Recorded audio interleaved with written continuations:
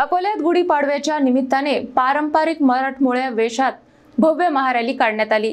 सांस्कृतिक संवर्धन समितीच्या वतीने आयोजित या रॅलीला नागरिकांनी उत्स्फूर्त प्रतिसाद देत नववर्षाचे स्वागत केले।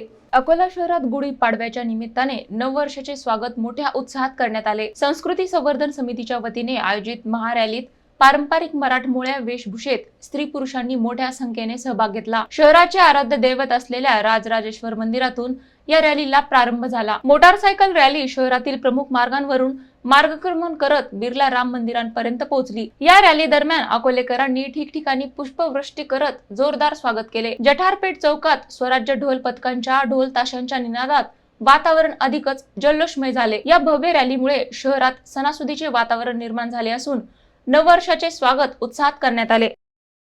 धर्म रक्षता रक्षती, जो धर्माचे रक्षण करतो त्याचेच धर्म रक्षण करते। त्यानुसार संस्कृती, राष्ट्र आणि मातृभक्ती याच्या आधारे संस्कृती संवर्धन समिती हे दरवर्षी आपल्या येणाऱ्या नवीन पिढीला आपली संस्कृती पाश्चात्य संस्कृती नसून ही हिंदू संस्कृती आहे आणि याचा शुभारंभ हा चैत्र शुक्ल प्रतिपदा म्हणजे गुढीपाडव्यापासून होतो आणि हेच नवीन पिढीत बीज रुजवण्यासाठी अकोल्यातील संस्कृती संवर्धन समिती कार्य करीत आहे।